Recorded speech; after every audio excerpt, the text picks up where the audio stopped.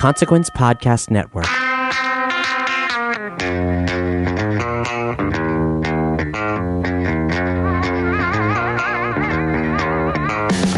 We knew this festival season was going to be different than every other festival season. With every few steps forward, there's a step backwards. Some artists are in, some artists are out. But will this trend continue?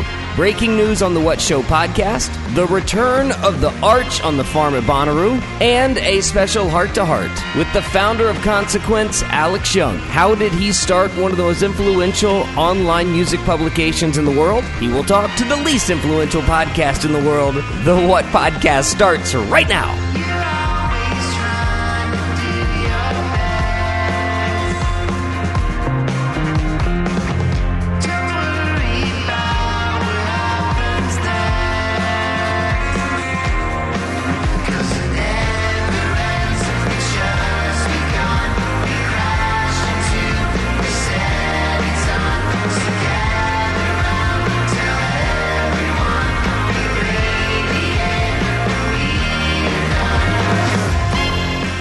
The show started today the same way it starts every day, with Barry Quarter saying the words, "Have you ever seen a better head of hair?" And I dare say no. The What Podcast, which bands this year that matter? It's Barry Quarter, Brad Steiner, Lord Taco locked somewhere on his bus. How are you, buddy? I'm good, man. It's a good hair day. You know that. Yeah. I never really used to think about those type of things till I met you. You met me. And then everything But a good changed. hair day is a good day. Yeah. It's a good day. You know, sometimes I say that about so much of my life. I wonder how I've changed that person. You or me? Yeah, that's what I say. Oftentimes, I wonder how I've made that person better. Wow, that's a good question. Uh-huh. Is my day better because you had a good hair day, or is my day better because now I'm aware that I've had a good hair day? I wonder how... Both of those are viable questions. Sure. I also say, I wonder how I have been incredible for their life today. I've done something to make them great. Just walking through the universe. Brad's having a good hair day. Therefore, yeah. I'm having a good hair day. Therefore, I'm happy. If Brad's happy, then I'm happy. Wow. Yeah, that takes good, it right? next level. That takes it next level. I love it. Man, I don't know if we're at the next level, but I feel like we've hit some sort of, with every step forward, there are steps backwards, Barry. With every step forward, there are steps backwards. All kinds of news to get to today. But today is exciting because our special guest today is our own Alex from Consequence Podcast Network / Consequence, formerly Consequence of Sound. We'll get into the story of how getting to know Alex here in a bit. But when we signed on with Consequence, the first thing that I said is, I want you to be on the show because I think that your story has got such an interesting twist and turn. There's so much about you that is really of like the universe today. How many people now that are just saying, you know what, I'm going to do a TikTok channel and I'm going to make that my profession. That's essentially what he did with Consequence of Sound. I like music, so I'm going to write and let's see if I can make a life out of this. I'm going to collect a bunch of records and be that nerd. And then I'm going to write stories about it. And then I'm going to create a podcast and then it's going to become a thing. Yeah. That's kind of my dream. Well, yeah. I mean, he did exactly what we've all been wanting to do, He created his own thing and it has become one of the biggest music websites on the planet. I mean, when you really think about the ones that are of Rolling Stone, Pitchfork, exactly. You're up there. He's in the conversation, and that is incredible. Considering 15 years ago, he was just a dude without a job, and he whipped up his own thing. That's the difference. He spent 24/7 thinking about how to make it work. I had the dream, and then I was like, I'm going to bed. And then I got out of the shower. I'm going to bed. I'm going to go watch Cheers or whatever. Yeah, I think the OC is on. I'd love to watch another. Yeah, I'm done. I've got my notepad. I'm done. Mm-hmm. So we've got a ton to talk to him about. I want to start with some of the news this week. Some good, some bad. We'll start with the good news or the bad news. Which one do you want to start with, Barry? Let's start good. Good news. The Arch is back, kids. The Arch is back for 2021. No more Squarch. For those who do not know, this started as a Bonnaroo podcast specifically that now talks about the industry, festivals in general, but our heart and soul still is with Bonnaroo. They, for years, when you walked into Bonnaroo, you walked under the Arch. And every year the Arch was different. It was designed different. And it became the calling card of the Bonnaroo experience, walking through the Arch every single year. Well, some odd reason in 2019, they decided to trash the Arch, the thing that was the glue that held the whole thing together. They trashed it. They burnt it. They threw it to the ground. They spit on it. They acted like it was not worthy of this world.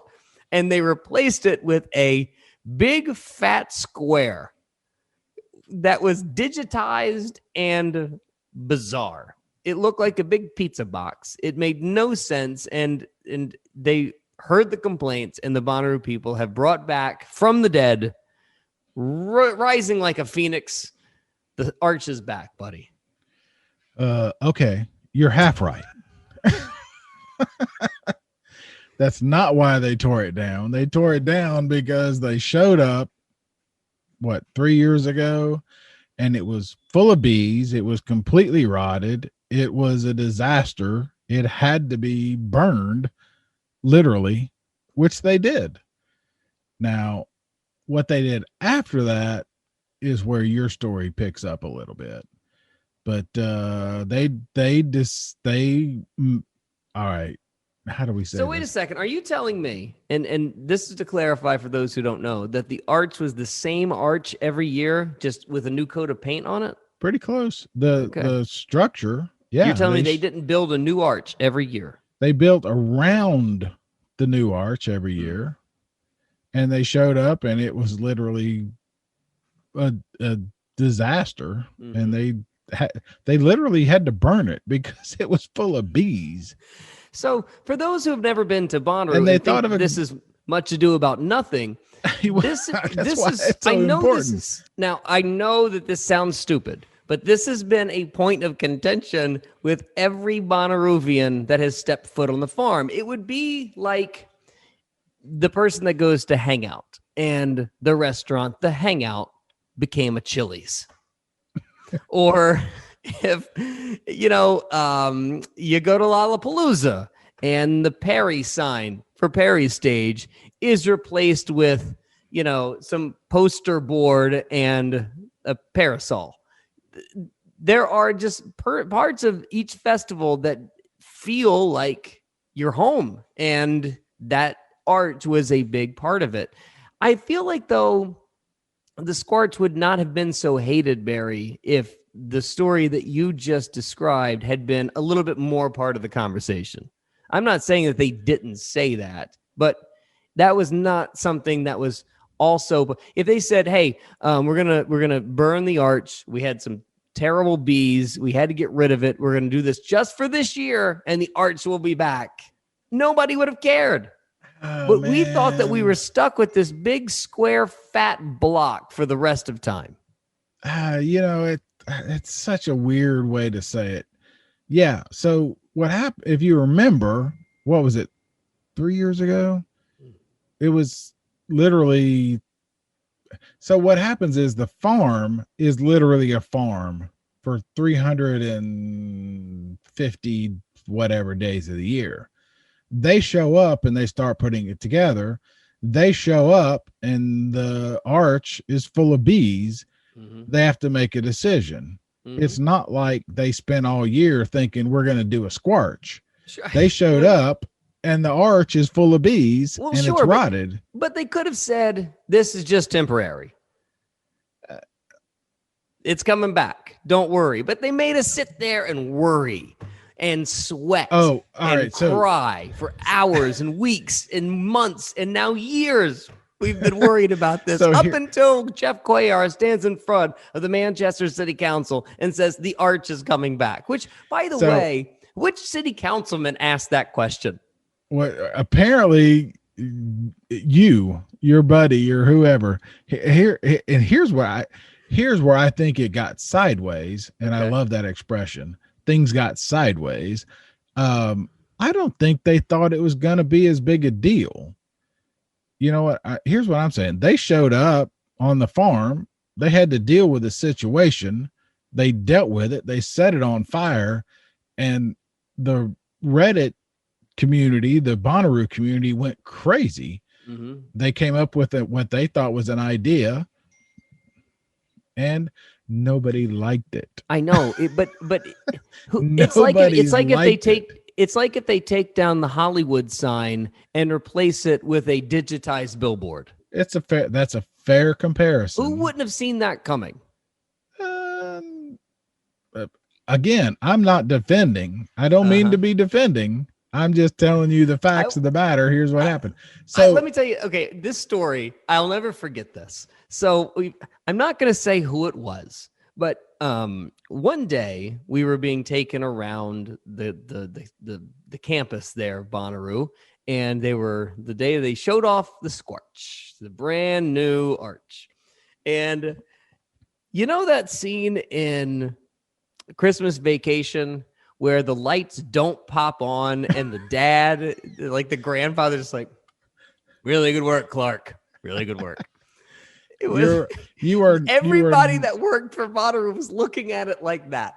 All right. I don't know. All right. So again, I'm not disagreeing. I thought the video component of the Squarch had some merit. Yeah, it could have been done really well, and it was done really well. They did the best they could with a big, giant pizza box. That's all I'm saying. So the arch apparently has become this thing as we want the arch back. So apparently the arch is back. Yeah, so I mean, you could have just spent 20 minutes or 15. We just playing spent 15 spoons on the wet stage, but as long as you have the arch, people are okay. We just spent 15 minutes talking about the arch. I know. It's a major deal. I know for some people who don't know what this is, this sounds so completely ridiculous. So the real question is, do you pull the things, the sticky things off on Friday, or do you wait till Sunday, or do you wait till Monday? The glitter. You don't even know what that's what I'm talking about. You and I have never. How many times have you walked under that? Wait arch? A second. But it's how many times every year. You, it's redesigned every year, so it's not like but there's always the glitter things, and you're supposed to on Monday when you leave pull one off. I bet you don't even know what I'm talking about. I do know what you're talking about, but again, the glitter sticky things are not there every year. What are they called? I don't even know what you come up with it. What are they called? You can't think of it either. They're Doogledangers. No, you just grab a Doogledanger. The Dingleberries. The glitter danger. I have never stolen a piece of property from the Bonnaroo farm. I would never ever do that. But it is big news. It's a big deal. It's a big deal. Honestly, if they knew all these lineup drops were going to be coming, they should have made a big deal of new headliner Bonnaroo arch. The arch is coming back. Yeah. I mean, honestly, if they do lose yet another artist, they might as well just put Bonnaroo arch in that artist spot on the lineup, because it would make just as much of a deal. Like, let's say, for instance, they lose Tyler, the Creator. Don't you think they could just place the arch in his line and everybody be like, I'm fine with that. I'm fine. On your poster, just the arch. The arch. The arch is back. That's fine. That's a good Sunday closer. Right. That's a good Sunday closer. All right. So speaking of lineup additions and subtractions, the other thing that happened Bonnaroo this week is they lost a ton. This is fodder for maybe another day, or hell, we can get into it. But losing Janelle Monáe, Lana Del Rey, King Giz, Deftones, all in the same week, and replacing them with Krungbin, who turns out, Barry, we didn't know who remember that time we didn't know who Krungben was? I'm so irritated with myself about that conversation because I can't, never mind. And then we also got an addition was Rufus de Sol. Mm-hmm. All right. I'm going to start with the obvious. Rufus de Sol is not a headliner of Bonnaroo, and God love him, and I'm glad they can pitch in here at the last minute. But if they're playing the what stage, which according to their own social media, that they're playing the what stage, oh boy, that's not good. Okay, here's what I know. Mm-hmm. From sources who will not be named, only the Deftones was a surprise. The others were in the works. Janelle Monáe is going to do a movie. Been in the works. Lana Del Rey, been in the works. King Giz, like a lot of bands in today's world, can't make it all work. The Deftones might have been a surprise. All right, I'm going to start with the obvious question. When you say it's been in the works, this is not a COVID decision. Correct. None of them.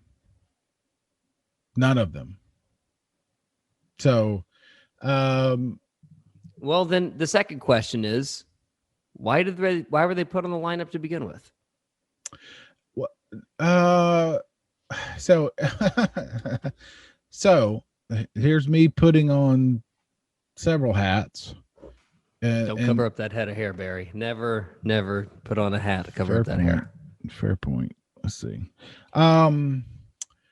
Things happen. A lot of these things happen. It's not that unusual. It's unusual in Bonnaroo history. I mean, we had the case with Mumford that dropped out. They had an illness. They brought in Jimmy Buffett. It happens in some festivals where things change, and this is sort of that. Janelle would probably be the one, and look, I bring her up because I love Janelle Monáe. That one hurts. The fact that it happened all at once is why we're talking about it, right? No question. The fact that it happened in a pandemic year all at once is why we're talking about it, right? No question. The fact that it happened 7 weeks before, this festival is supposed to happen is why we're talking about it. From what I'm told, and I have no reason to doubt, is it has nothing to do with pandemic. It's festival related. Now, is it kind of because we're coming out of this weird thing and everybody's trying to find out where they're going to land? I would say, yeah, you're crazy if you don't believe that. But I mean, Janelle Monáe is a good example. I mean, when did she become a movie and TV star, right? I mean, that happened. It did happen. So, she had an opportunity to go make a movie. So she's going to go make a movie. So, okay. But, okay. Not COVID related. It's fine. Are there any others that are possible dropouts that are known? Huh? I'm told no. I am told no. I mean, are we expecting more additions to make up for the lack of there's 4 that have dropped out and only 2 have been replaced. Are we expecting more additions? Not that I know of. Okay. Not that I know something of. feels weird here. That was, and I didn't get too deep into it, but the other question I had was, are we still expecting 80,000 people at Bonnaroo? Yes. It's on. It's going to be on. It's going to be crazy. Mm-hmm. It's going to be full on. So I think the word that you're looking for is lit. And if you want to do 2 words, you can do litty titties, my friend. You can do litty. See, does that work for me when I say that? Yeah, good. Depends on what you like, my man. So look, something feels weird about this, because if this has been in the works and they knew that this was coming, it kind of feels weird that they were on the poster to begin with and why they were part of the lineup. So they didn't see these things coming, or they were put on the lineup and then just hope for the best. For instance, the King Gizzard thing. This has been snooped out by people on Reddit and message boards for months since the lineup came out. Essentially, people were like, "Wait, there's a problem here with King Gizzard." I feel like somebody snuffed this out a while ago, to the point where they even started asking them on social media, asking Bonnaroo on social media, "Is King Gizzard still going to be on the farm?" We got a message 2 months ago. "Hey, can you look into this possible rumor that King Gizzard's pulled out of Bonnaroo?" All of this turns out to be true. I just don't understand why they were put on the lineup to begin with. This is what I didn't want to get into. Yeah, I mean, but not to pick on you or not to hedge in him, but it's such a weird year. I mean, even in a normal year, Brad, we've had this. This is why we exist, right? It's this stuff that we love. In a normal year, this is the kind of thing that, you and I are trying to get before somebody else, and who's told us what or whatever. But I mean, I don't disagree with you. I know what you're saying. It's just, who knows? I mean, so, okay, how about I'll put it this way. To double back on all of this, I asked straight up the Lollapalooza people if they expect to have any dropouts between now and I asked you that 2 days ago. They said no. Yeah. They've heard nothing, and they expect nothing to change. I asked you that 2 days ago after these things announced, and it was because I assumed it was pandemic related. And it was going to be like a domino type of thing. And then I find out today, no, it was other things. It was just coincidental that the four of the announcements, the one being the surprise, the Deftones, were, happened this week. It's a lot. Lana Del Rey, Janelle Monáe, King Gizzard, and Deftones could be their own festival by themselves. I agree. And Fair enough. Those four artists could be your headliners at ACL Fest right now.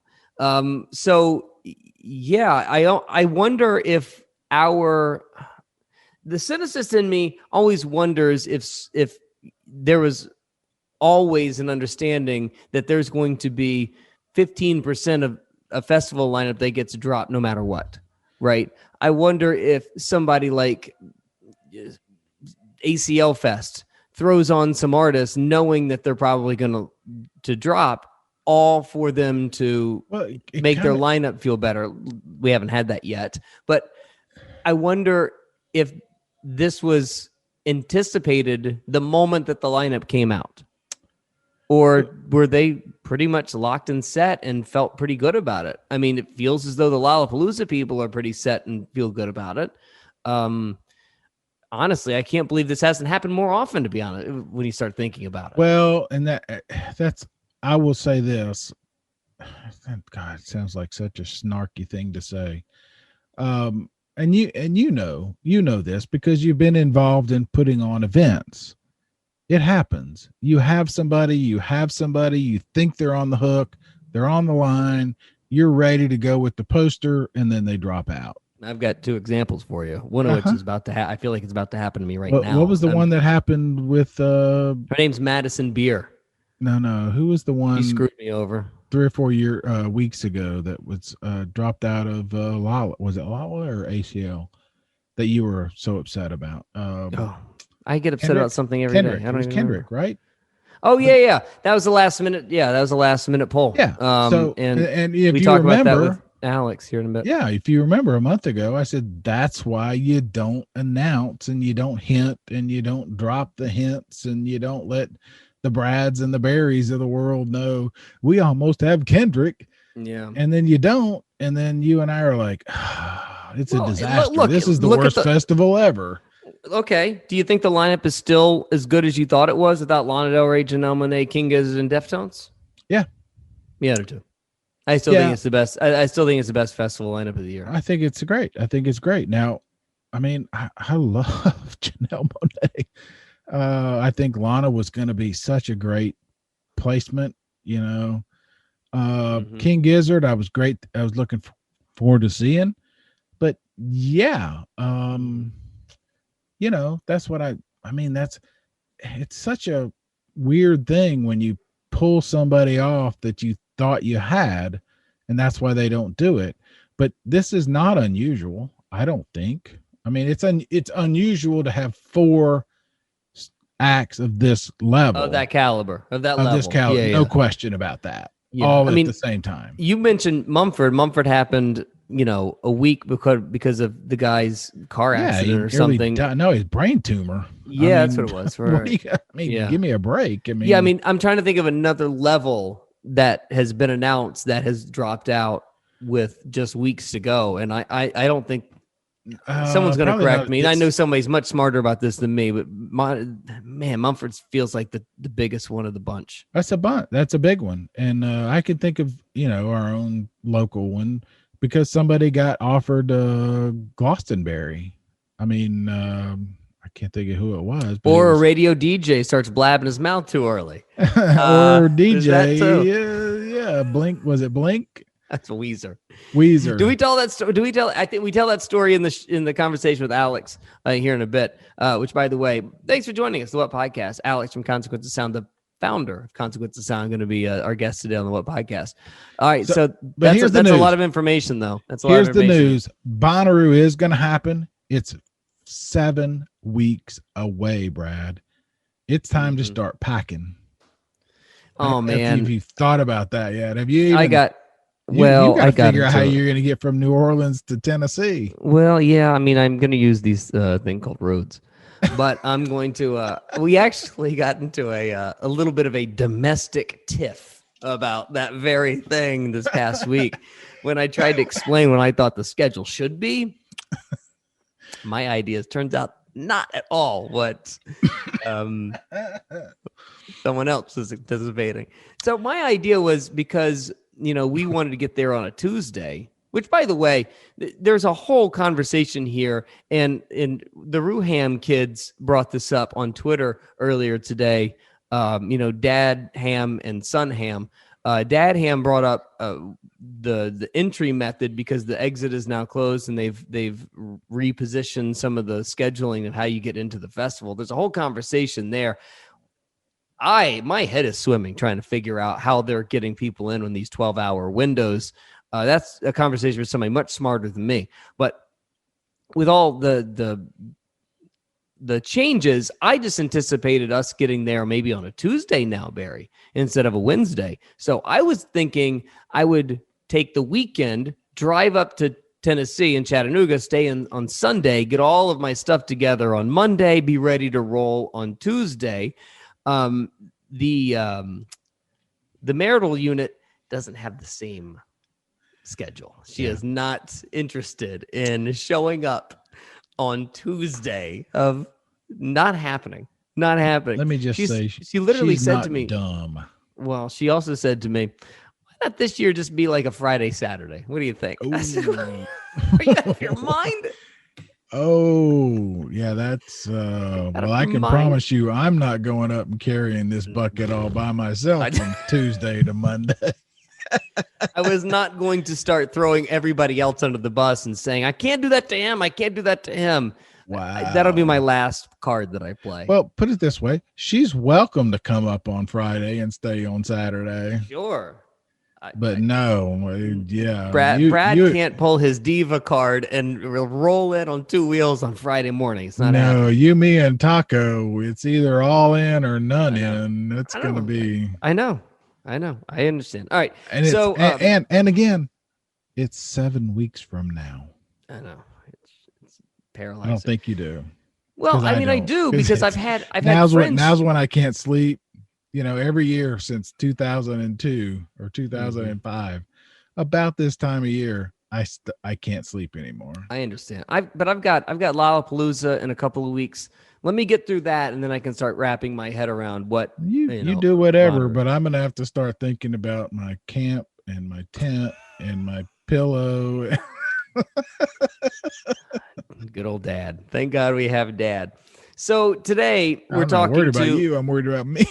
Alex from Consequence of Sound, now Consequence. We'll go through a whole bunch of stuff about how he got started and the future of Consequence as they go through their rebrand and then, become a multimedia conglomerate, ginormous, expansive operation. But how we got hooked up, and we've told this story before on the show, so if you've heard it, I apologize. One day, I was checking the Twitter messages, and somebody had left a message. His name was Alex, and he said, "Hey, I'm blah, blah, blah from Consequence of Sound. Would love to hook up. Love the podcast." I thought that was a total bullshit move. It's like, that's not true. This is some spam account, whatever. So I respond. I'm like, yeah, sure, whatever, dude. And turns out the guy was for real. I did a little bit of a search. No, I think I did. Yeah, I said, "Oh, hey, I think he's the founder. This might be legit." So we get on the horn with Alex, and he starts talking about how he really likes the show, and he'd like to, make the show part of the Consequence of Sound podcast network. And it was one of those moments where Barry and I, when we started, this is not something that we anticipated. We just wanted to get together and start talking about bands every week or so. Right. And so its success was surprising, but we also didn't want to be a part of anything that didn't feel natural and right. So it was, I think, a matter of 6-7 seconds before we said yes, because Consequence just makes so much sense for us because they have a lot of the same values. I've been such a fan of the product for so long. It just fit. And we couldn't be, first off, it's nice to know that somebody likes us, which, by the way, if you do, could you please rate and review the podcast? If you've done it already, I appreciate that. It's probably early on. You can go do it again. But drop in a rate and review on whatever platform you use. And let's say you have an Apple, you have an iPhone or something. You did the rate and review. You could also go and rate and review on Spotify. All of those things really, really help get us in front of more people who like all the same things that you and I like. So we get onto the network, and it just opens up so many opportunities, and we're just now starting to scratch the surface of them. And before we really got into it, we wanted Alex to come on the show and sort of explain where Consequence is in all of this. And I really enjoyed the conversation because it was, we've hit so many different angles surrounding the industry over the last couple of weeks, Barry. This was just a totally different part of it that, we've talked about my industry a bunch. We've never talked about your industry, and this version of your industry was really interesting to me. Yeah, no, it was fascinating, everything about it. And I think what we keep stumbling across from the beginning of starting this 4 years ago is whatever your industry, whatever your angle, wherever you're coming from, it's very common. We all just like music. It's just a different way of entering the room, if you will. I mean, that's maybe a trite way of saying it, but we all come in, we all end up in the same room. We all end up at the same festival. It's just, how do we get there? Mm-hmm. And so we've talked to the A&R guy. We've talked to the fan of the ticket winner, Jacqueline, that we talked to the other day. She's, to me, not that much different than Alex or you or me. I mean, she's into it, and she just happens to be in the military. You know what I mean? Am I reaching too far? No, you're right. So it's a commonality. It's a thing that brings us all together. And the thing that is so ironic about all of this is, Alex stumbles upon a podcast about Bonnaroo and music festivals. Well, the whole reason why he got into starting his own website and blog was because he went to Lollapalooza for the first time when he was a kid, and then that just got him hooked.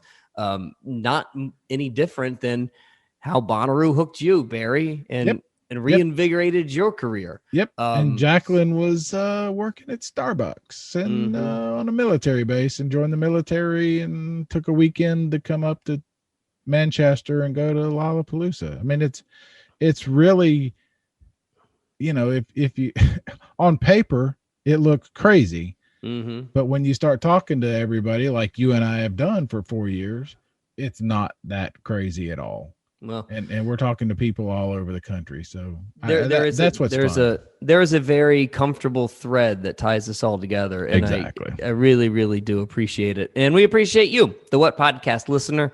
So here you go, our conversation with Alex from Consequence of Sound. Next week is a big one for me. More information on that on social media. What? We're a little excited. I got to dork out a little bit. The What _ podcast on Twitter. More information on who our guest is next week there. Enjoy this conversation with Alex on the What Podcast. Which bands this year that matter?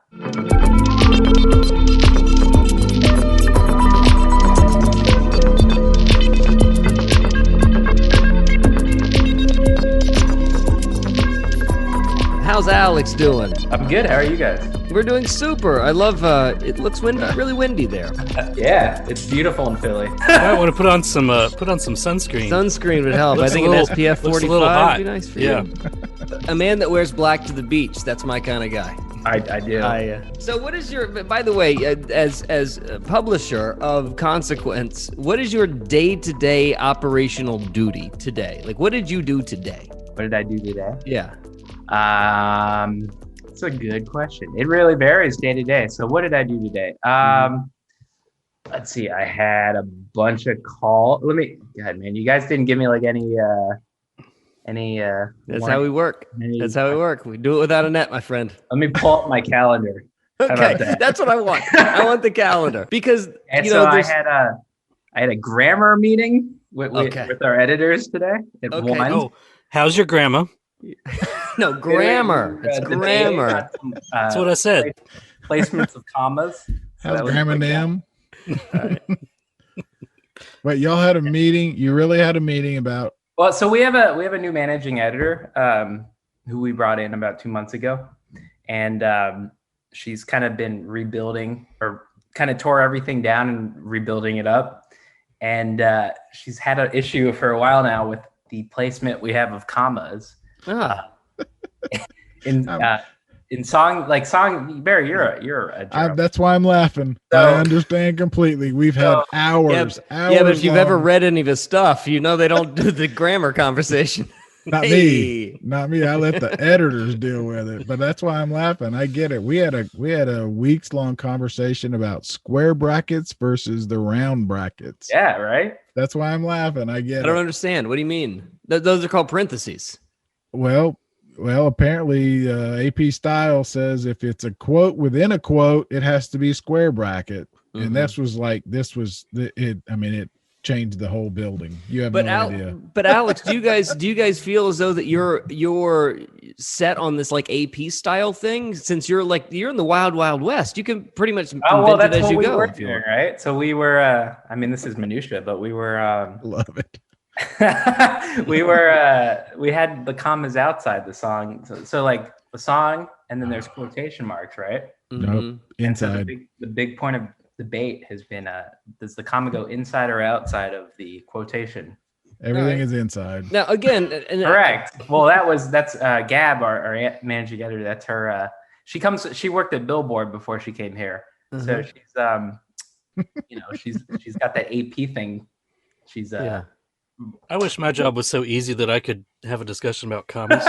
Yeah. No, it's not you don't understand. People lose their heads explodes over this stuff. Guys, I got in a fight over a fart joke today. Okay, let's check my calendar because life is tough. But I guess the point that I'm making is, and this is not casting aspersions. Why are you there? Why was I there? Yeah, that's a good question.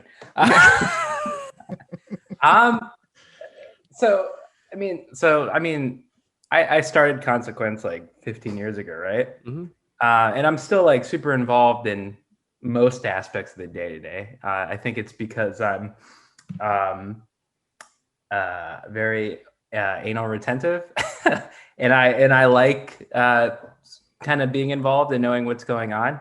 But at the same time, I have recently kind of like delegated a lot more. So, well, that's because why was I there today? Yeah, you don't have to. So we have our two top editors are Gab and Ben, and Ben was very pro keeping the comma outside of the parentheses or the quotation marks, and Gab was very anti.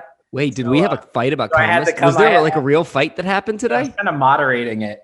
Wow. This is inside inside baseball. I could believe there were fists thrown. Right? You would not be surprised. I can't wait to hear their stance on semicolons.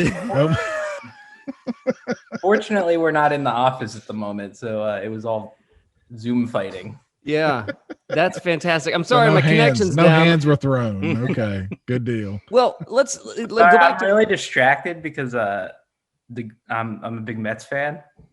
I am too. It's DeGrom Day, baby. It's DeGrom Day. Like wait, you're a Mets fan in Philadelphia? Well, yeah. I mean, how did this happen? I've only lived in Philly for a couple of years. Okay. All right. Yeah. So just a side note here, as a fellow Met fan, we are in big trouble because we just can't hit. We can't hit. I mean, I don't know if you saw the tonight. DeGrom already gave up 3 runs. Wow, that is a first. I mean, Barry Taco has no idea what we're talking about, but Barry.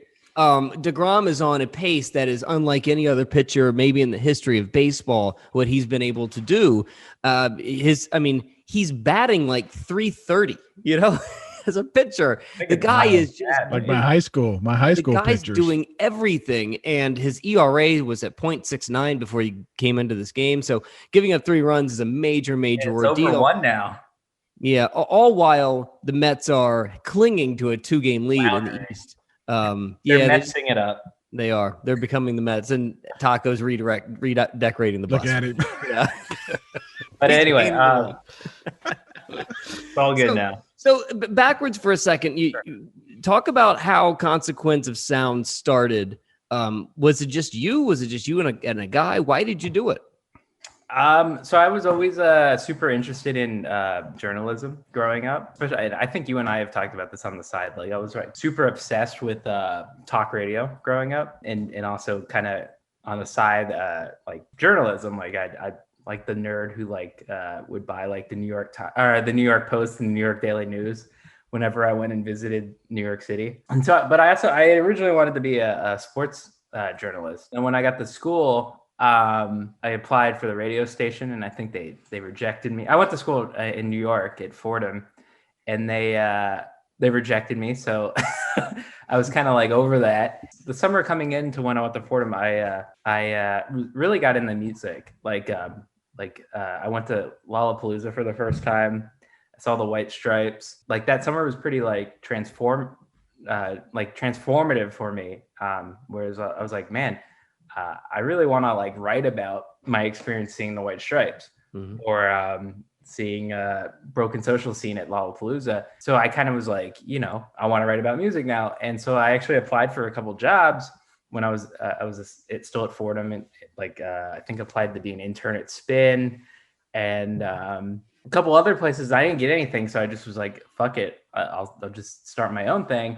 And it kind of just went from there, right? So it was originally just like a hobby, but I'm also, as I mentioned it earlier, I'm a very intensive person. If I start doing something, I want to be the best at it. So as soon as I started it, I was like, well, if I'm going to do this, I want to do it right. I want to be the best. And I saw, what Pitchfork was doing and what Stereogum was doing. And I'm like, well, I can do this better.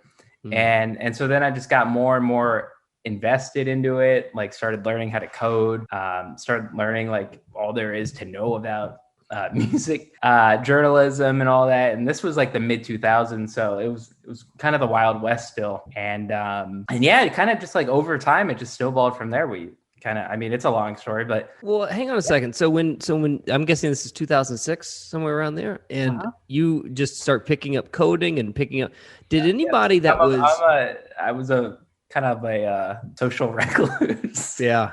You'd have to be to start picking up all this stuff in the mid-aughts. My college roommates probably thought I was like this weird fucking doo-doo. Yeah. Before you go forward, Brad, because I know where you're going. I want to go back to the talk radio thing. Yeah. Let's talk about talk radio. What was it? Said no one ever. Well, yeah, I know. What would Limbaugh introduced me to talk radio? I go back that far. I'm like Brad and I talked about this. I'm like Opie and Anthony back in the day. Okay, so like, much Howard later. Stern to an extent.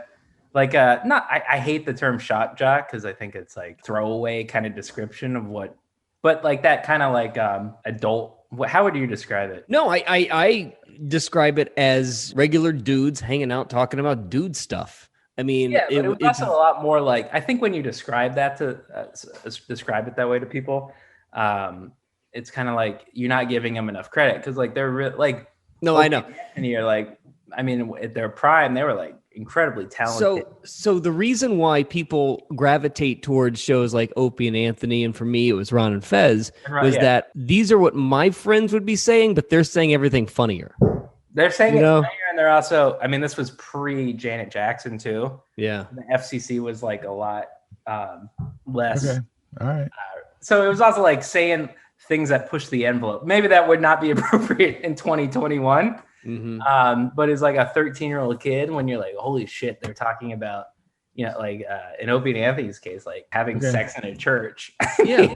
I mean, that was like the coolest thing ever for like it felt dangerous. There were times that really did feel dangerous. For me, it was, I'm older. It was Limbaugh. So you got, okay. It makes sense. I mean, Rush was, nobody's ever done it better. Like him or hate him, nobody's ever done it better. He was definitely a pioneer in his industry, right? Yeah, I can remember, and I've told this story, and it's horribly embarrassing for me. My buddy said, "Do you ever listen to Rush Limbaugh?" And I was like, "Yeah, I kind of like them, but not so much." I love their first album. I like their first album. So and then I became, obsessed for about a year because I was like, I'd never heard anything like this. So anyway, that's me dating myself, but we can move on after this. But I grew up in Northern Virginia, outside DC, and you might know this, Brad. Like the WJFK was like the talk station, growing up, and G. Gordon Liddy was the midday host. You remember that? Yeah. And he was like Rush Limbaugh, but like kind of like, I don't know, crazier, kooky. Yeah, it was kooky. not as normal, not as sane. Yeah, but it was weird because like he was between Howard Stern and like I think this was like pre-Opie and Anthony, like Don and Mike. I don't know if you remember. Yeah, it was Don and Mike. That's right.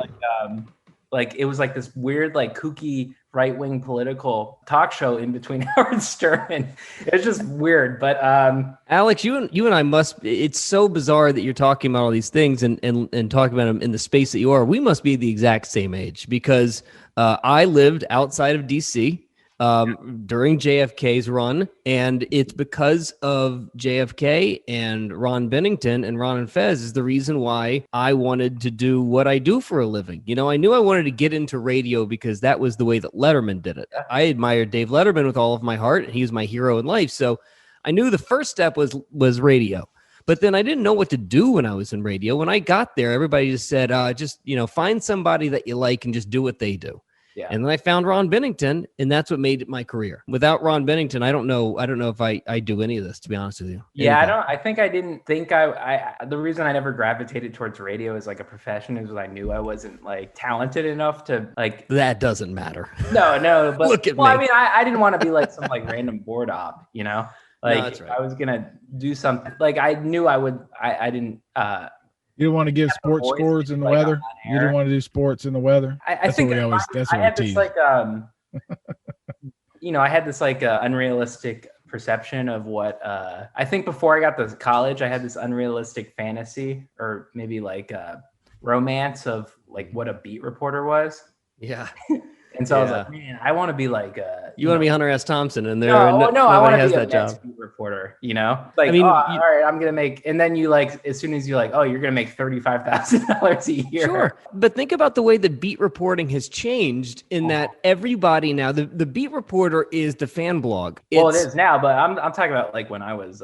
Well, it's sort of what you did. Right. Sure. They figured out a way to create a life for themselves based on the things that they liked, and they just whipped it up on their own with their own merit. The thing that is impressive about this is that you did this all by yourself, and you jumped into a profession that I'm sure was not very kind to you.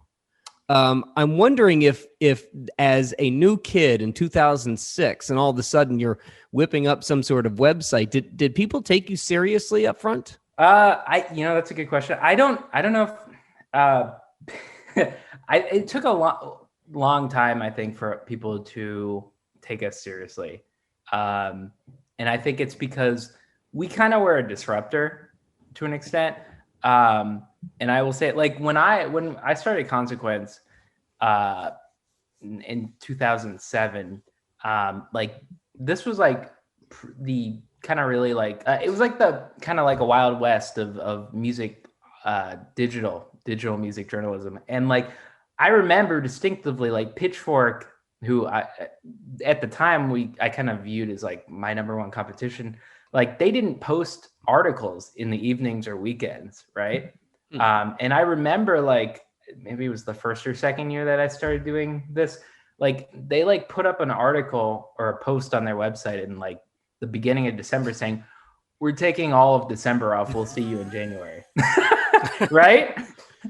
Wow. And like I'm like ballsy. Yeah, but that was what it was like, right? Yeah. Like it wasn't such a dog eat dog kind of like rat race to be first and everything. And I think one of the reasons why we had success early on was because is like a person who, you know, like obsessed over, you know, like something. Like I'm like OCD, so like if I obsess over something, like I get really into it. And I was like, well, I'm not doing anything tonight. Why do I need to wait until 9 a.m. to write about, you know, this whatever? And so that was, and I think it was kind of like, you know, we were disrupting the kind of way of going about things. And so that plus the other thing that we did early on that didn't really make us any friends was so initially we started the kind of live music has always been like the bread and butter of Consequence, because we started, you know, like I was inspired to start Consequence after going to Lollapalooza. Some of the initial individuals who were involved alongside me, like I met them on the Lollapalooza message board. And I was like, you guys want to like join this like small little blog that I started? And they came on. And so initially, like we were really like all about live music. We still are, but like we would keep track of like festival rumors and like who's playing Lollapalooza or Bonnaroo or Coachella. And over the first couple of years, you know, as you're doing that, you also inevitably run into people who are like, well, I like what you're doing. You should know that so-and-so is playing Coachella, right? Mm-hmm. And just, you know, eventually like built up some sources. And we started like breaking, especially Coachella's lineup. We would say, hey, Paul McCartney's headlining. I'm trying to think of some of the other ones that we broke over the years, but we broke mostly Coachella, Bonnaroo, and Lollapalooza. And like, I remember like after the first time that Paul McCartney, I just think I'd have to go back and look, but like Paul McCartney was like the first, I don't know what year that was. Maybe it was like 2008 or 2009 was like the first one that we broke. And I remember getting an email from Coachella. I don't remember who sent it. It wasn't Paul, but it was someone, and they were just like, yo, you guys, this isn't cool. And we're gonna, you know, basically saying like you're blacklisted, right, from covering the festival. And and so like we were like would not get media approval to cover Coachella for like the first 5 or 6 years of the publication's existence. And it was just because we were like, that's not like I looked at it as like, this is just no different than like covering trade rumors or free agent signings in sports. And so what's the big deal about us breaking who's headlining Coachella? But they're like, that's not how you guys do it. You have to wait until the announcement and so on. And so I think we also rubbed some people the wrong way initially doing that too. Yeah. I mean, look, they feel as though you are, and people like you and even us to a smaller extent, it is a marketing arm for them. And it's a delicate line that you have to walk, whether or not you want to, you're willing to put something on the line and also disrupt the marketing aspect of this. And because all of this is still a business and you're going to need them and they're going to need you at some point. I got to wonder if it wasn't like breaking a festival or something like that, when was the moment that you felt like, I think this is working. We got this. There was never like one moment, honestly. It just was like a kind of like a snowball. So it's like I graduated school and we were doing well enough that like I could make it a full-time job. Like at the very least, like I could rent an apartment in Brooklyn and do this full-time, like I wasn't like Vice, and I'm not like jetting off to wherever, like Spain, but well, it doesn't look like it based on that beach you're sitting on. Right. But there was never really like a singular moment. I mean, there were definitely like surreal moments. Like the first, at least in the initial years, we had a really close relationship with Lollapalooza because they liked the fact that we kind of like the origin of Consequence was we met on the Lollapalooza message board, which isn't in existence anymore. But they liked that. And so like, they were very kind to us early on. And so like the early years, like they'd give us like VIP passes and like, kind of have us, they would syndicate our content on their website and like drive us backstage on golf carts and like, like gave us really nice access. And I think that was maybe the like first real surreal moment. Yeah. It's like being side stage on Lollapalooza's like main stage and there's like 80,000 people out in the crowd. Yeah. I mean, when you're sitting in the boom boom room of Lollapalooza and Perry Farrell just walks by with 2 women on his arm, you're like, oh, okay. Well, I'm just sitting here thinking, contrasting that where you sort of get blacklisted. You said, well, yeah. So it was the Coachella blacklisted us, but Lollapalooza was very nice to us. Yeah, but I'm thinking this year, Mdu Mokhtar, who no one has ever heard of, is now a hero amongst a lot of us. Well, I think he's great. Yeah, well, he is. The music, we all know him now, but I mean, he's the one who sort of released the Bonnaroo thing and. I get what you're saying. It's just different worlds. I think honestly, like for us, like right now in 2021, it's really not like I just think they don't care as much. Right. I mean, like if it leaks. My argument to Coachella and to an extent Bonnaroo was always like, guys, this is just added free publicity for you. I don't know. It's not Watergate. That's what I always say. It's not Watergate. No. It's like these aren't state secrets. Yeah. I mean, like you're getting, like let's say for example, we reported on the Coachella lineup like 2 weeks before they were going to do an announcement, and every publication picks that up, right? So like, we say so and so is playing Coachella, and Rolling Stone picks it up, Variety picks it up. That's a free extra week of publicity for Coachella that they weren't part of their like marketing plan, right? Yeah. So like my argument with them is like, I get that you guys want to have it under your own terms, but like, it's not like this impacts you in any way negatively. Well, the only time it would impact them is if the rumor is better than the actual product. Correct. Right. Sure. And that's what they're worried about. And there are circumstances where, like there would be an artist who you were told was playing and then they dropped out at the last second. Right. I've only known of happened to us one this year. artist. I've only known this year. I've only known of one artist who actually backed out because the announcement was early, and Brad knows who I'm talking about. Well, and it was his fault. Well, I don't know who you're talking. I don't remember. Riverbend. Who was the artist? Yeah. It was my fault. It was your fault. I did that. Oh yeah, I forgot I've about only that. known of one. I'll tell you who it was. It was Weezer. So they blamed this rinky-dink festival in Chattanooga. I was on the board. Barely call it a festival. It's not a festival. It's a fried chicken hoedown. But anyway, so they had booked I was part of the board that booked the bands. And so they tell me, hey, we got Weezer. We're going to announce it. Insert morning here. All right, cool. Well, I get on the air and we're zip, zings, fart noise, Weezer, and all of a sudden, it's like 6:00 in the morning in LA and the phones are ringing and they're like, we don't have a show in Chattanooga, Tennessee. So they lied to me. And I've been on the air this whole time talking about Weezer. And then what did Weezer do the next day? They pulled out of the show because they didn't have the thing. It wasn't really Weezer's fault. You're telling it wrong. I'm not telling you wrong. They absolutely pulled because you broke it early. They're the only one I ever heard of who broke the contract. They didn't have the deal done. They didn't have the deal done. They all right. And it's the only one I've ever heard of, Alex. Sorry, we can move on. No. This is interesting. He's gonna blame me. Still sounds like it's Brad's fault. Well, I'm trying to give you credit. Everything's Brad's fault.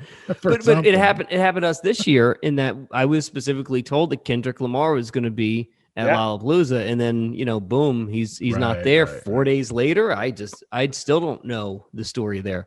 But so I had a few different experiences like that. I'm trying to remember. I think it doesn't feel good to get it wrong, though. It doesn't. It does. It does. And that's why it's a little. I mean, like, I'm trying to. Was it Lolla or Coachella? I think it was pre-pandemic. It was maybe the festival, like right before the pandemic. The Weeknd was supposed to play. I think I'm getting this right, and I think it was Lolla. And if anyone's listening to this, and I'm completely botching this, it's just because it's 8:30 and I don't. And the Mets are losing. But it feels stressful. But I think it was the Weeknd. I'd have to go back and look because I remember it. I had two different people tell me that the Weeknd was playing, and he, at the last second he dropped out because there was maybe it was Coachella. I don't remember, but he dropped out because he didn't like his placement on the first line. He wanted to be the number one slot on the poster, and I think it was between him and Foo Fighters. If I recall, I could be. I know the argument was he wanted the number one slot on the poster, and the festival, which I'm pretty sure was Lollapalooza, said we had already committed to Foo Fighters. Did Foo Fighters, were they booked in like 2019 or 2020? Well, Lollapalooza never came out with the lineup, so we don't know. They never actually released anyway, so the point is the Weeknd dropped out like the night before because he didn't want to be second fiddle to Foo Fighters. When you're already a millionaire, these things are so much easier. These calls to make are so much easier. So now your Kendrick Lamar example, which I think in what happened with him was he got a nice offer from Golden Voice to play Day in Vegas. But I mean, like that too. I mean, these things do change at the time. I mean, I've heard, just over the off the record stuff that I couldn't talk about, which is lame because I hate when people do that. But like, stories about involving Kanye, who was supposed to play a certain festival, and he changed his mind 24 hours before they were supposed to announce because there was an argument over the stage and who would pay for the stage, right? So, these things really, especially these like the larger festivals, the lineups really do, aren't really final until hours before they announce it. Right. One day, Barry, we're gonna get the guys from AC or C3, whoever did it at the time, to come on record and actually say out loud how scared they were that Kanye wasn't going to show up for that second Bonnaroo show. Because they were hand wringing. They were panicked that he wasn't going to show up, that he was going to blow it. Look, I can't tell you how many. I was at that Bonnaroo. Oh, were you? I was, and that was not a good performance by him. No, it was. But it's Kanye. How many Bonnaroos have you been to? 2, I think. Okay, all right. Still a baby. I went to the year Springsteen. Me too. Played. What's that? I've been to 2 as well. 2. Yeah. So back up for a second, and I hate to interrupt, Barry, but once you get to the brand change, you get 14 years as Consequence of Sound. First off, I want to know, how many employees do you have? Considering you have now, it seems like 200 divisions of Consequence, where it started out as a music blog. Now it's a film review. Now you got TV commercials. Now you got, you're doing literally every possible piece of entertainment. How many people are physically working for you now? We're around 20, I think. That's it? That's it. That's why I'm still sitting in on the comma meetings. Yeah, you should probably find some better things to do. Right? We met 10 of them easily. Probably you have, yeah. We weren't on the comma meeting, though. We're a very, I think the reason why we've been able to be around for as long as we have is we are like we're very, kind of everyone is able to juggle multiple roles. We're very adaptable. And it's not like Condi where it's this big behemoth kind of like moving slowly through the sea, and if something happens you have to talk to like 50 people and then 50 other people have to implement the change. I mean, there's definitely pros and cons when it comes to a structure like we have, but yeah, we're a small, nimble but very dedicated kind of company. To that point, and boy, I'm going to ask this question, and it could be an entire week's worth of episodes, in my opinion. Sure. So you have the comma meeting, and which we've made jokes about and we've laughed about, but that's important. It truly is, whether people understand it or not, because you want to be consistent. My question is more the macro, I guess. I mean, the entertainment world is wide open. How do you find the focus? What is the focus? What do you see the main focus of what you guys do? Because you literally, I mean, you could, do you get into rumors? Do you get into who's dating who's not dating who? You know what I mean? But you could. So where do you keep that focus? In some respects, I'm probably kind of jealous of like someone like you who maybe I'm glorifying you too much, but like I can already tell you already. You have a very specific lane, right? Or you're just writing about what's happening in where you are, right? Am I right about that? Whereas like us, like we're a global publication, and so like there's no like specific. It's everything. It's all encompassing, and yeah, it could get really exhausting and overwhelming, and especially like now with like Spotify and how it's so there's more music than ever. I think I saw like, is it like 10,000? Maybe I think I was listening to your guys' show. You had one of the A&R guy, maybe Mike Daly, who was talking about, or maybe it was the radio. I don't remember their names, but Roy Hansen, yeah. Who was talking about how many songs a day get uploaded to Spotify. Right. Yeah, and that was Mike like Daly said that. Insane amount, right? It's like 10,000 a day or something like that. Yep. I mean, like it's impossible to even like wrap your head around how much music there is now. Yeah, but you guys made that conscious decision. What's that? You made the conscious decision to be in every pool. We did. I don't know why we did that. Yeah. Well, no, I'll tell you why we did that. It was the reason why was because so much of it is blurred now too. Like you have like Trent Reznor writing all these film soundtracks, and you have like the Weeknd is going to star in a TV show on HBO Max, you know, and it's just like, it's so blurred now, the music, film, TV, pop culture in general, where it's like, what is music? What is what is our lane? You know, that's my question. What is your lane? How do you? So when you know, if I were to be hired tomorrow, sure. What are you going to tell me my lane is? So from a music standpoint, our kind of ethos was always, and it still is, but we wanted to be a bridge between Pitchfork and Rolling Stone, as in, because when I started Consequence, it was like Pitchfork was very like elitist. They weren't covering like bands that I really like Foo Fighters, Springsteen, Pearl Jam. Like in 2007, you would not see any of those artists on Pitchfork, right? But on the flip side, on like Rolling Stone, you wouldn't see like more underground indie artists like a St. Vincent or the National. You wouldn't see on Rolling Stone. And so like our kind of thing was like, we want to bridge those two worlds. We want to be able to write about Fish and Springsteen and Pearl Jam, but also write about like a band like Deer Hunter or Animal Collective.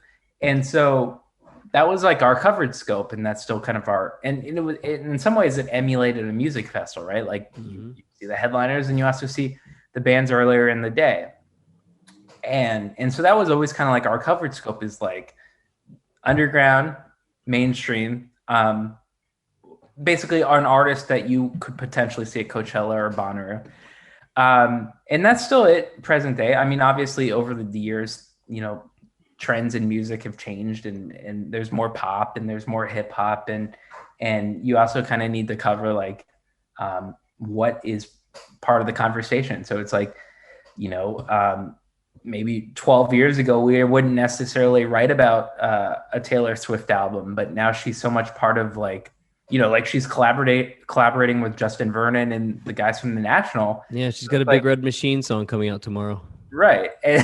And so, you know, like Taylor Swift is now part of that world that we're in. So, I mean, it's definitely been adaptable over time, but it still really is like, who would you see play Bonnaroo, right? So like you have the top of the, I mean, who's playing Bonnaroo this year? I don't remember. Oh, I know Lizzo, right? You should listen to the What podcast. Yeah, there's a podcast that can tell you everything you need to know about that. Foo Fighters, Megan Thee Stallion, Lizzo, right? My Morning Jacket. Time you got like smaller artists. So so when, but it's definitely. But it's definitely grown from a rock roots. And it doesn't feel as though that you guys ever feel too snobby about it. Like you said, you feel like Pitchfork is. But how often do you guys say, no, we can't, this is not our area. This is not our band. This is not the sound we're looking for. Yeah, I don't know. You know that it's not. I think we don't make it. You know that I can't remember the last time that had been the case, and it's not because we're not filtering. It's just like we know the artist, and so like it sounds to me that you're trying to grab a zeitgeist and not so much a musical influence and type of band. Well, I think that isn't that a music festival in present day though. Well, I mean, like some being more successful than others, I guess. Sure. Well, I think every large festival is sold out this year, right? So, what is your definition of successful? I mean, okay. So, if I'm Hangout has a direct top 40 lane. Sure. Bonnaroo has a specific type of artists that they like, even when they dabble into the country world or dabble into the hip hop world, they're still you can still draw a line and connect all of the artists. Lollapalooza is turned into a massive EDM crowd at this point. So they all fit a little bit differently in the whole scope of it. They do, but then still, I mean, like you still have Tool headlining Bonnaroo. I mean, when's the last time Tool's been on radio or relevant to a 15-year-old? You know, like there's still instances where Radiohead's still playing Lollapalooza, or The Cure is playing Coachella. You know, like it's not. I mean, I get what you're saying, but I think there's still instances, especially with these larger festivals, where they still do make a point to include legacy artists or more critically acclaimed artists. You know, it's not just all like Lala. Yeah, I mean, we all have our criticisms for what that festival's become, but you know, you could still see a day in the next couple of years where like 9 Inch Nails are headlining, or Queens of the Stone Age are playing, and those aren't like necessarily like artists that are relevant to a 17-year-old who just wants to see a bunch of like take Molly and see a bunch of EDM, you know? So like, I guess that's where we're kind of, I mean, like, for us, it feels like you guys just feel it and you know it when you see it. Well, that's where I was. All right. That's where I was going to go. So, I mean, what we've done for 4 years is talk about Bonnaroo. And one of the things that we always say is we just trust them. We trust them to book bands that are good. Right. We had Troy on a couple of weeks ago, Brad's boss, talking about how radio has a formula that it uses, a data-based formula, whatever. And so the same question to you is, you know, we trust Bonnaroo. I don't know if they have a formula. So it's, I guess what I'm hearing is, and what you guys do is that same sort of, it's either cool or it's not. It's either good or it's not. It's a lot. Bonnaroo gets it. The radio has years of a formula. I guess what I'm asking is, I mean, are y'all just lucky? Are you just good? Are you smart? You know what I mean? I don't. I would say it's well, first of all, I don't think we're lucky. Depends on where you put the comma. It depends, right? It's that kind of details. A lot of work, right? I don't think it's luck. I think it's hard work. But in terms of like taste making, you know, it's a combination really of gut, of looking at artists who are on the up and up, who are getting festival slots.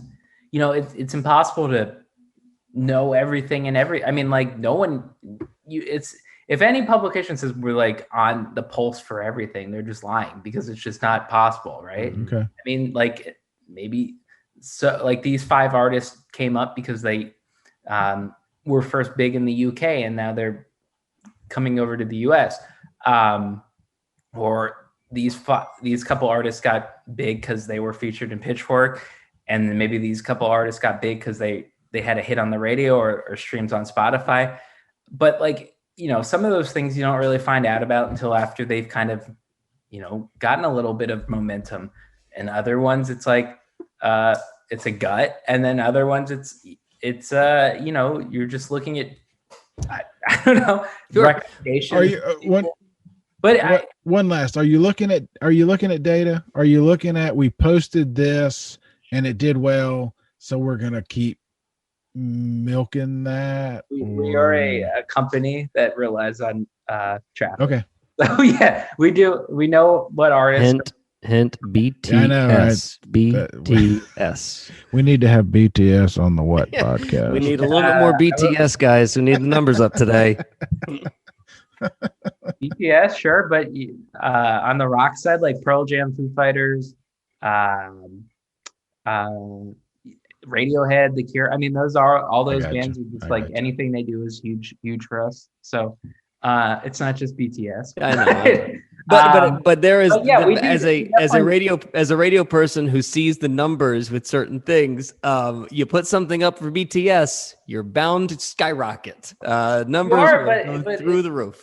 You can't go all in on one of those sort of lanes, you know, because like, I mean, I know, like if you say anything negative about BTS, it's sacrilegious, and you'll get attacked. You will. That's the kindest thing I'll say. but like, how long is that trend? I mean, are in 30 years, are they going to be in the same spot as the Cure are? You know, in present day, 30 years into their career, I don't know. But I mean, you can't also forget it. Those legacy acts have a built-in fan base too, you know. And okay, so more them just because maybe they don't do the same Spotify numbers or chart numbers as an artist like BTS, but like they still have a very strong and dedicated fan base. But it's fascinating that you're paying attention to that kind of stuff, though. The charts, the data. You are, yeah. So I mean, you can't just be like. I mean, as much as I would like to, you can't just be like, I'm only covering rock bands from the 90s, because at some point you're going to kind of maximize, or you're going to tap out like all that you can in terms of growth, right? And then it's like, okay, well, I've hit the ceiling when it comes to traffic or whatever your metric is for covering these artists. So how do I continue growing the company? And so then it's like, okay, well, what are these other genres? Or to get back to Barry's earlier question, it's like expanding into film and TV and other areas. It's like, well, that's part of like our growth trajectory and continuing keeping our publication a healthy and sustainable, especially in like 2021, where everything is so I mean, it's such everything is so overnight. Like a thing that was part of the conversation 5 days ago, people forget about, you know? So like thanks, Trump, have to be so adaptable and cognizant of everything that's going on. I'm glad it's a burden, tiresome, and I would not recommend it to anyone who wants to do it. Because I love how you talked about growth potential because and this is a dumb guy who doesn't do this for a living. So I'm just going to everything that Consequence does is primarily in the written word.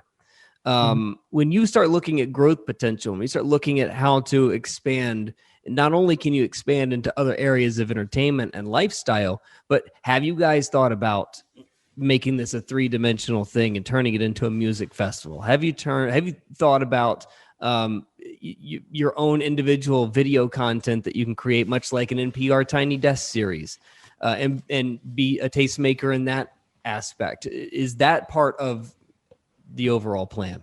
It is, yeah, for sure. I mean, it's just a matter of doing it where you're not like overexposing yourself, right? Or like getting too into one area and then you neglect the other areas, and then that thing isn't successful, and then you're kind of like, well, I put all my chips into that, right? There's always, I mean, there's this joke in the publication sphere of like pivoting the video, right? Where in like 3 or 4 years ago, like a ton of publications were like, we're pivoting the video. We're going to invest all our resources in video content and not worry as much about the written word. And a lot of publications went under because, overnight, I mean, again, this is a conversation you could have over multiple days, but like the kind of profitability and video platforms changed the way that they were compensating artists and compensating videos. And then so like all those companies that pivoted the video were like shit out of luck, right? So at the same time, you can't be like, I'm going all in on this one thing. To your point though, like, yeah, we have explored and we are still having conversations about doing like a festival. That's always been kind of like our what's the term? White whale? White right? whale. Yeah. I mean, like that's always been our big dream, and it just needs to be the kind of the right circumstances where it doesn't expose us and like be like, if it doesn't perform as well after a year, like the whole publication isn't under. So, but to answer your question, yeah, I mean, like we're always looking at different ways to be adaptable and not just rely on, because it's 2021 and so much of how many people growing up like 15, 16, 17 are reading? I don't know. I can't answer that question, but me don't like book. Right. Yeah. I mean, that's scary. That's a scary proposition of like, I feel like we've sort of not backed you against the wall.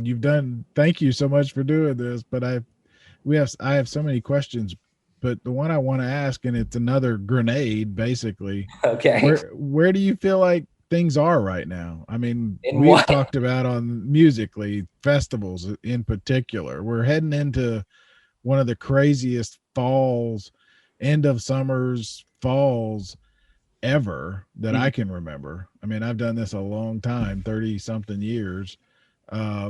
Where do you see it from your perch? The music festival? Yeah. And where do you see this fall? And then where do you think, what is the universe that you live in particular look like? Let's just say January. I think January is probably a reset. Well, I'm actually, I don't know if I should be shocked. I guess I shouldn't be shocked at how much pent up demand there has been, right? I mean, the fact that like every single music festival is sold out or is close to selling out. Or canceled. No, well, I'm talking about the ones that are going down. I know, but there are those that just cancel, whatever, which I think is kind of interesting. There are a couple. I wonder how many people regret. Like, I wonder. I haven't spoken to anyone there, so I don't know. I'm just speculating, but I wonder how if Coachella regrets not trying to do something in the fall. Fair point, but it's worth mentioning that they did. Given how I mean, hey, maybe 2 months from now, shit has like spiraled out of control, and all those festivals that are happening in September can't go on anymore. It doesn't look like that, but you never know what's going to happen. Well, right. I mean, I don't think the grounds can take the beating in Coachella that happens to them every spring. I don't know if they can do that twice in a 7-month period and have the grounds. They have enough money. They can figure something out. A lot of money. So, but to the question, I mean, I think there's a lot of pent up demand. I think, but I'm also interested to see what 2022. I think that might be the true test. Is once everything's kind of back, there's a ton of options for people. You know, it's not just like 6 or 7 festivals, it's 100. Concerts are back, tours are back in full swing. Like what does that look like? Because I think, you know, when pre-pandemic, there was definitely a saturation point with festivals where there were too many, you know, I think, where there was a festival in every city, a lot of cookie cutter lineups, and not a lot of diversity. And I think some festivals began to like see there's festival fatigue. And unless you're like the Coachellas or Bonnaroos, it's not that easy as maybe it was a couple of years ago. And yeah, I mean, I still think there's still a lot of festivals. There's a lot.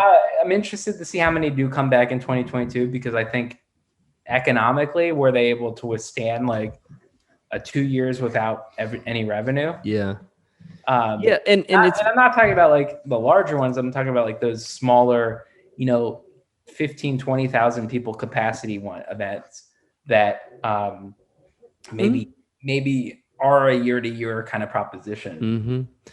It's interesting you talk about the every major festival selling out. The thing that I don't know if I've told this story on the show before, but the people at Lollapalooza were scared shitless all day about that about that lineup. They did not think it was going to sell well. They did not have any anticipation for it to sell out at all, much less on the first day. So their panic was unfounded, even though some would say the lineup is not, you know, as full as it normally is. The panic was in that room was real.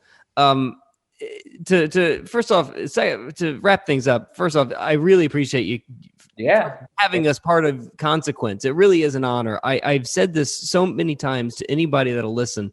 When you're a radio guy and you seem to people seem to care about your tastes, they always end up asking you, so where do you find music? Where do you find? And I told them every time, and I've said this for 15 years, I got 3 places. I've got Sirius XMU, I've got Consequence of Sound, and I've got Brooklyn Vegan. Those are my 3 sources. And you guys have been there since I mean, God, 15 years, I guess I've been reading Consequences of Sound. And the fact that we're part of it is an insane thing. So first off, thank you. Secondly, having spending as much time as you did with us and taking it away from commas is remarkable. I can't believe we were able to pull this kind of talent today. I do want to know though, if you're in conversations about commas, you seem to have a really, really strong hold over pretty much everything that happens on Consequence. Am I wrong about that? No, you're not. Okay. Do you know every link that's on your website right now? Why? Where are you getting at? I'm just wondering, how well do you know the links on your website? You think you know every... Is this a new game show? It's a new game show. Welcome to our brand new game show. It's called Headline or Not. I don't have a name for it. But... is it really? Yeah, it's a brand new game. Let's do it. I'm going to read you a headline. You tell me if it's on the Consequence site right now, and you cannot cheat. No looking at your own site. Okay. Let's do it. Okay. First headline. We'll go around the room. Tell me if this is a real headline or a fake headline. Red Fang brings the feel-good sludge. Real headline or fake headline, Lord Taco? Fake. Okay. Barry Quarter? Fake. Is this a real headline on consequence.com? I mean, I know we write about Red Fang, so I'm going to go real. It is a real headline. The publisher knows his shit. All right, number 2. Radiohead to release a song about ketchup. Well, that's Barry Quarter. Fake. Okay, Lord Taco. Oh, that sounds real. Okay. I would love to hear that. And Alex, is it a headline on Consequence? I'm very acutely aware of what Radiohead does, so no. Okay, no song about ketchup. That is a fake headline. He is 2 for 2. I can't believe how well he knows his own website. Number 3. This is a good one. Kurt Cobain skis up for sale. Kurt Cobain skis up for sale. Real headline, fake headline. We start with publisher of Consequence, Alex. Fake. Okay. Barry Quarter? I'm going to say fake. Yeah. And Lord Taco? Yeah, I'll trust the publisher and say fake. Yeah, I would trust him. That is a fake headline. There you go. You did pretty good. The other... I know. I believe his old house was for sale. Yeah. So it's a couple of ones that I didn't get to. Funko rolls out figurines of BTS. That's real. That's real. And then finally, I like this one. In fact, I've got this marked to read as soon as we get done. Backstreet Boys AJ McLean talks trans representation. Yes, that's real. It is real. Yeah. The man knows his own website. Congratulations. Keep them going. I could do this all night. Alex, if you were to try and play the same game with names of shows from the What Podcast, I'd lose. I wouldn't get one right. That's a fact. Yeah, that's a fact. I'm not sure Brad knows my last name. Yeah. Man, my best friend in the world, his name's Alex. He got so mad at me one time because I didn't know his middle name. Do you know my middle name, Barry? No, exactly. But I'll tell you this too. I know your middle name. What is it, Taco? Well, I don't want to dox you. Oh, I don't even know what that means.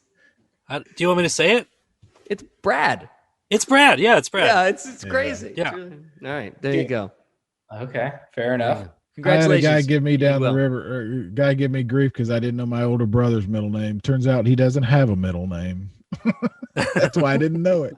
Anyway, Alex, thank you so much. Yeah, I mean, look, guys, I really love your show, and I'm glad that you guys came aboard.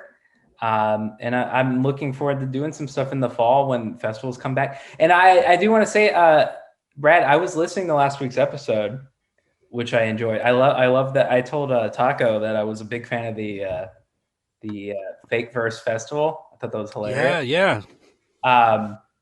And you guys brought up Mad Cool, right? Last week.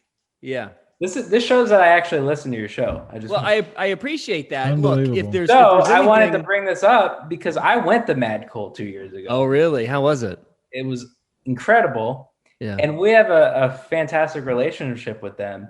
I'd never heard of it. And if I did hear about it, it went right in. Madrid. You know.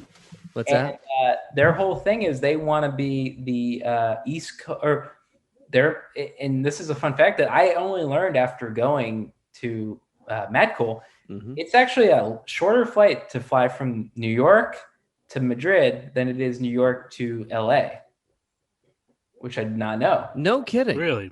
And so their thing is like, we want people on the East Coast to come to Mad Cool instead of coming to going to Coachella. I'm not going to lie to you. We dabbled with this last week.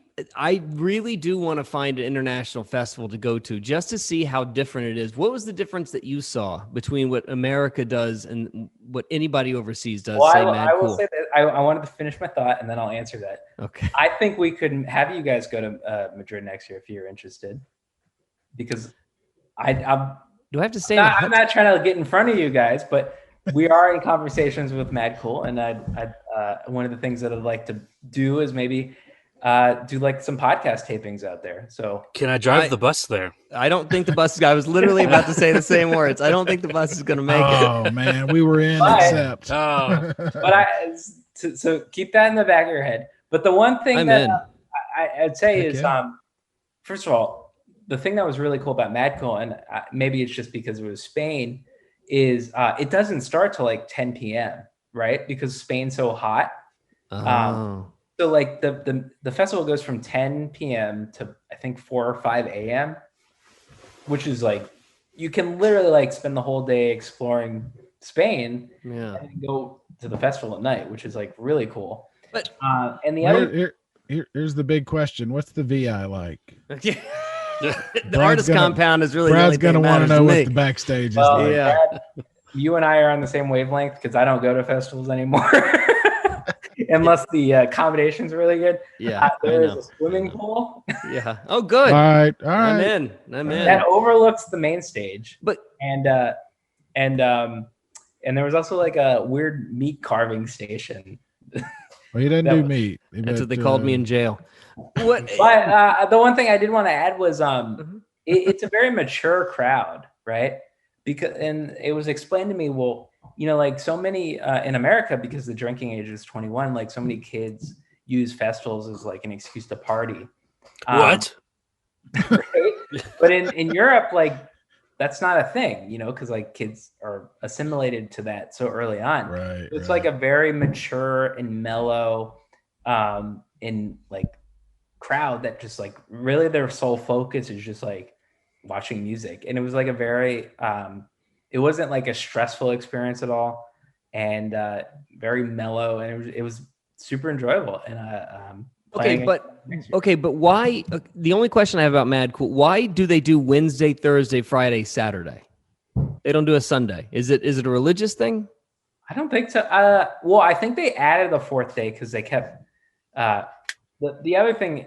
Because I think you brought this up last week about like how they book all these artists is just like all these artists want to. It's not like Live Nation and AEG where it's like they control the festivals in the US, but like if a band's coming to Europe, they want to like maximize the number of shows they're playing. So like it's a little bit more economical to book those bands because they're already there, you know, and there aren't a lot of opportunities for them. So you could book, you know, a Muse or I'm having a Faith No More. Yeah, you could book those bands for maybe it's a little more economically affordable to book all those bands. I got you. I mean, it's a remarkable lineup. Taco, there's literally a band on the Mad Cool Festival lineup called Pabst. I'm in. If only. I will say that the one drawback that I learned when I went to Spain was they're not big drinkers, right? So, I'm not in. I don't know. This is a little iffy. So all their mixology. Man, you were doing so well. Yeah. I was on the plane. You were doing so well. The mixology was like it's like you went to the bar and it's like they have vodka, and the only things they had to mix with it were like regular Coke and Sprite, and that was it. And it was just So no Tito's. No, they just backstage till you can't stand up anymore. Not like that. So you might need to sneak some stuff over. I mean, I'm all in. I'm all in on the Mad Cool. I'm dying to go to an international festival just because, you know, how many times in your life are you really going to be able to do something like that? Yeah, definitely. Man, so I wanted to bring that because you brought it up last week, and I'm like, no, I'm glad you did. Alex, you're free to come to the What Podcast anytime that you want. Love to having the conversation with you. Let's go see a Mets game sometime. Thank you for letting me come crash it. What are your thoughts on butterscotch moonshine? Before I didn't think we were supposed to talk about that.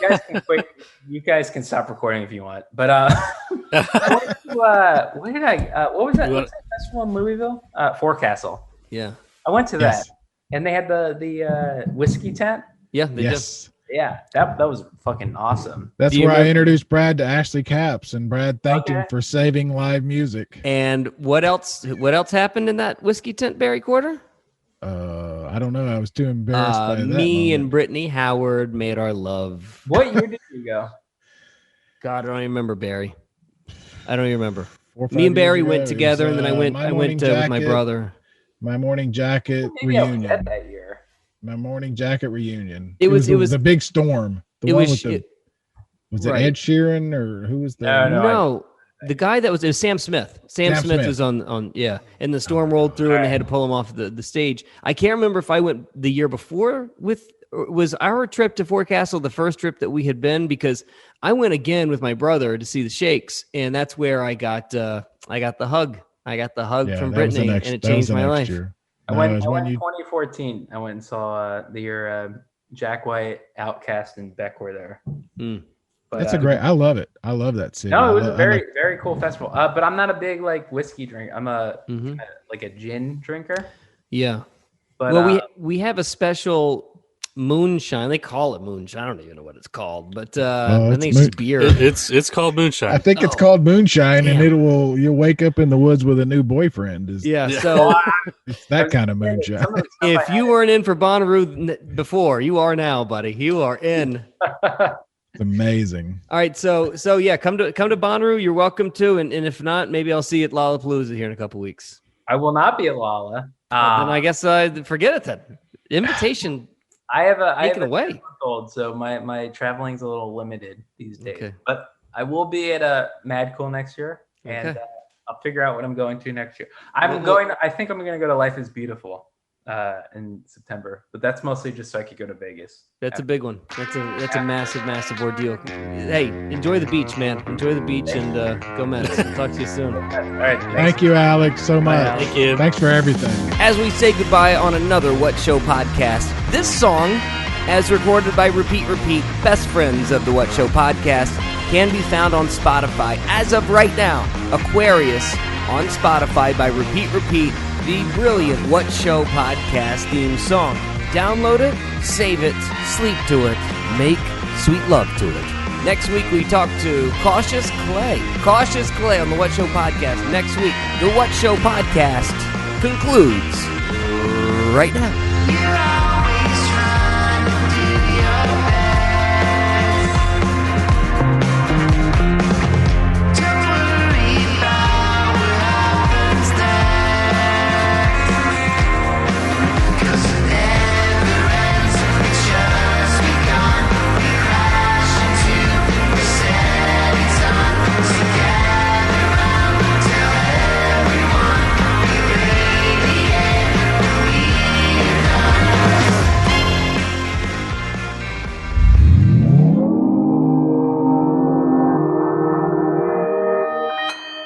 Consequence Podcast Network.